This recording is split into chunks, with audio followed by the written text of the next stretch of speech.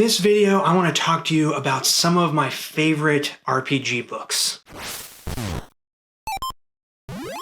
So it's that time of year when you're trying to find something cool to give as a gift, or maybe you just want something fun for yourself. And I thought it would be fun to go through my collection and recommend some of my favorite tabletop role-playing game books. So before I jump into it, I should say that I'm fairly new to this hobby, only been collecting stuff for a few years, and really, you know, these two shelves right here contain pretty much all of my RPG books. So, and they could basically be condensed down into one shelf. So I don't have a ton of stuff, but I am very picky about what I buy. And what I'm gonna share with you today is all of my absolute favorites from that collection of really good stuff. Yeah. Okay, so I'm not gonna go super in depth with all these. I'm actually gonna try and run through them pretty quick. Just give my recommendations, why I love these books so much, and then I'll have links down in the description of where you can go check them out more and purchase them. So, first up is Mouseritter. And the reason I'm picking this one is because I'm actually very excited to run this game soon. And that's a little unusual for me because it's rare that I want to run a new game system that is also its own setting. Usually I like to create my own setting, but Isaac Williams, the author of Mouseritter, just ran a Kickstarter that added a bunch of stuff to this book. It's actually still just this book and then a bunch of like zine pamphlets that are like story one-shots that all work together and tie into each other. It sounds super awesome and I'm very excited about it. And what's cool about Mouseritter is it's this rules light system that is super easy for a GM and the players to pick up and learn very quickly. It's got an inventory system that I think is just really cool. And it's set in a sort of Redwall inspired setting. So the players play as mice that are exploring the big world that's full of spiders and snakes and cats. The cats are basically like dragons. It's really cool, and I'm actually very excited to run these sort of expanded adventures. So speaking of fun rules light systems, this isn't even an actual book that I'm recommending, it's just a PDF. It's called Cave-In by Gabrielle Antonio, and this was really my big inspiration when writing the Ecto Incorporated RPG that I just released on my Patreon. The design, the writing, and the layout in this little rules light game PDF is so perfect that honestly I ripped a lot off for my game. I don't think I've ever read something so quickly that so perfectly describes the rules of a game, and usually that's the stuff I get super hung up on, but reading these rules actually got excited and, you know, it made me want to play. And it's just the way it's written, the way it's presented is so great. Cave-In actually has Mouseritter listed as one of the inspirations. It's just so cool and simple. They've replaced the normal 6 stats from D&D with HP, mana, damage, and speed. Maybe there's one other thing in there, like skill or something like that. And what it does is makes it like a JRPG mixed with D&D, but the rules are super simple. It's really, really cool. And Gabrielle also has some other really awesomely designed, illustrated stuff on her itch page, and it's just all worth checking out. Next up is a book that I have talked about on this channel before, and this is probably the book that I pick up and read through the most out of anything in my collection. It's Neverland by Andrew Kolb. And there's a few things that I think are super awesome about Neverland. The first is it's got gold foil on the cover. It's this hardback book. It's got a ribbon bookmark.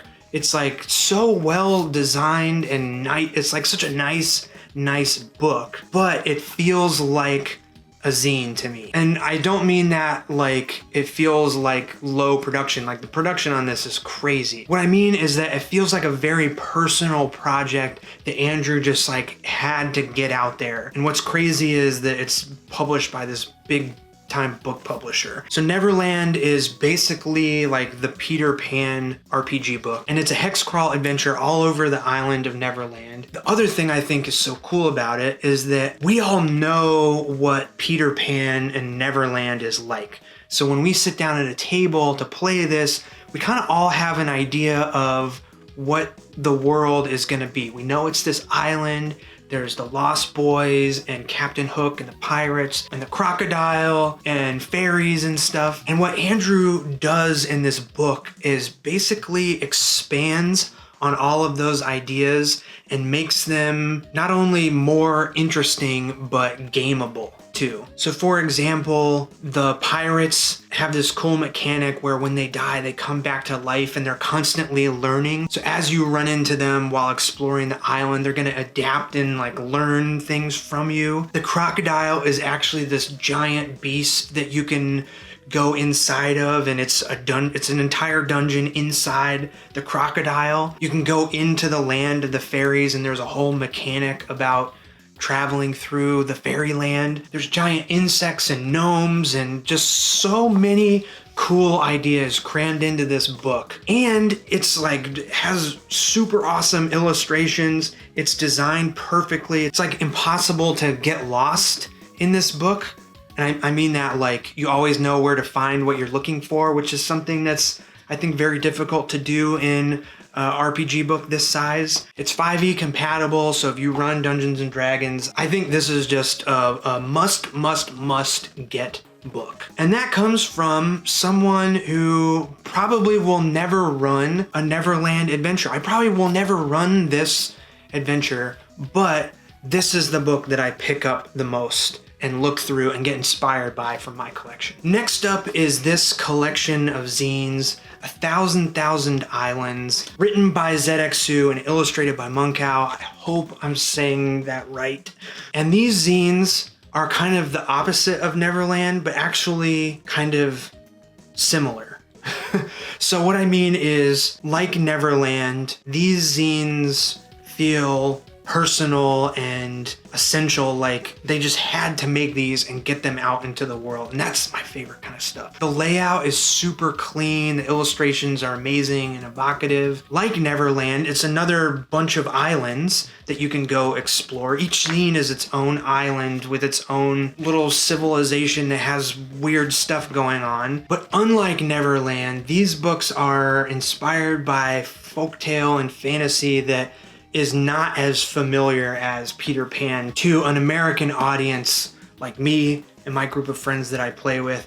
And that is so awesome. I wish I knew about more stuff like this. Feels like fantasy, but it's all inspired by different things. It's just so cool and feels so new to my uncultured upbringing that I don't know. I might not be doing a good job of explaining this, but really you should get these zines because they feel fantastical in such a new, interesting way. And the writing is perfect. It's so simple and evocative that even though sitting down to run some of these islands, you'd think it would be a challenge because there isn't that shared imagination of Peter Pan and Neverland in these. It's a totally new world, but the writing is so good that it would be very easy to run these adventures. So yeah, I think these are kind of hard to get just because they're so good and so popular. I'll leave a link in the description,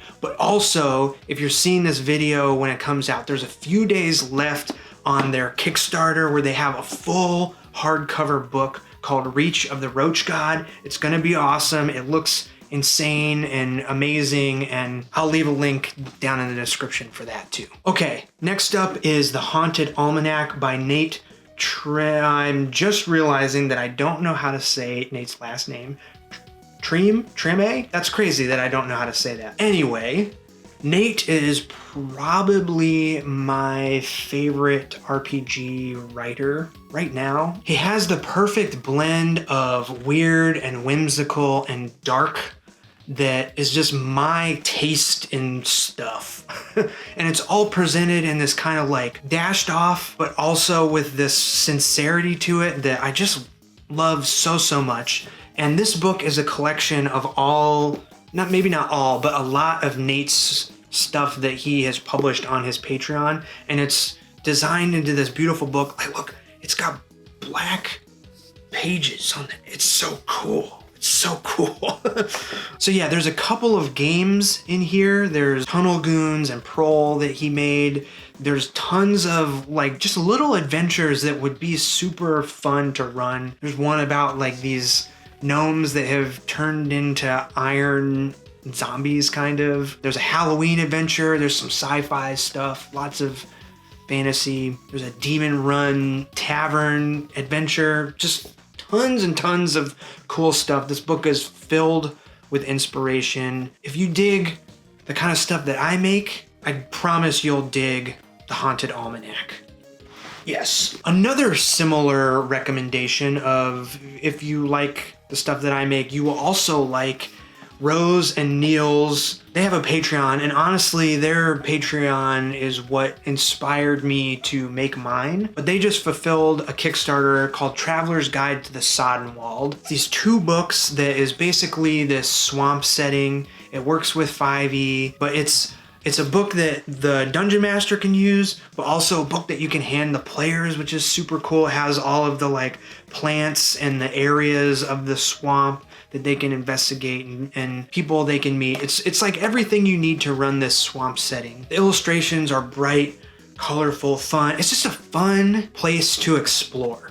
It's like a setting I actually, even though it's a swamp, it's like a swamp I actually want to go to and live in and explore and have fun with all the crazy people that live there. So I'll have their Patreon linked below. And also, they made this amazing PDF document called Ancestries and Cultures of Heimland, which is, Heimland is like their world, and then like the Sodden Wald is a part of that world. So if you're running a 5e game, go get this PDF and use this to make characters with, instead of using the basic races of the Forgotten Realms or whatever, use this instead. It's so cool and fun and awesome, and I can't recommend Neil's and Rose's work enough. Traveler's Guide to the Sodden Wald, among all the other awesome stuff that they make. So speaking of 5e, I guess I'm gonna recommend the starter set again. And really, I'm only including this because I saw that you can get it from Target for like under 10 bucks and the Essentials kit for under 10 bucks. And it's like the craziest deal. And I just think if you have somebody in your life that's interested in D&D and wants to start playing it, you can't beat this starter set. The adventure in here, The Lost Mines of Phandelver, is definitely my favorite adventure. I could ditch all of these D&D books and just have the starter set and be happy. But if you want something a little different than starter set and all the basic Dungeons and Dragons stuff, I'm gonna recommend another PDF that I wish was in book form. It needs to be in book form. It's called Chadwick and the Southern Scourge by Colby Nichols. It's on the DM's Guild. It's a great low-level adventure, and the PDF is laid out in a way that even if you're a new DM, you can like read through it and know exactly how to run this adventure. And it's this crazy fun like mystery to uncover. There's a vampire and this weird bullywug character, teenage mind flayers, and a giant monster and like crazy koala dudes. It's just really awesome. The illustrations are great. Layout is amazing. If you play 5e Dungeons and Dragons, just go spend the money on it right now.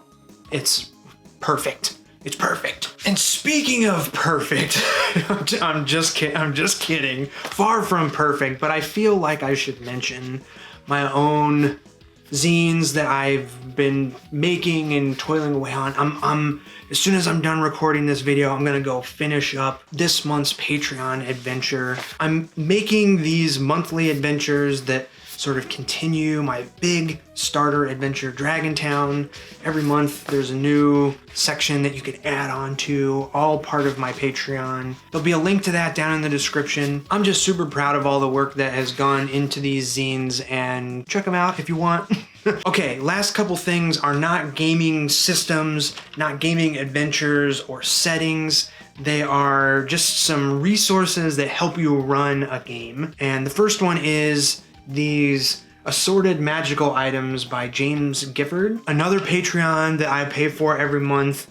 And he makes just magic items. They're all awesome. The illustrations are like incredible. They seem effortless, but they're so perfect. It's really, really amazing illustrations. There's this deck of cards that whenever I'm like trying to think of a magic item, I'll just flip through the cards. And even if I don't use the item specifically, maybe I'll take pieces and parts, or I'll scroll through his Patreon, or he's got a new book that just came out called Beginner's Guide to Herbalism. It's all a bunch of crazy plants and stuff, so I'm waiting to get that in the mail. So yeah, if you're looking for some magic items to throw into your game, no better place than James Gifford's Patreon, or grab this deck of cards or his herbalism book.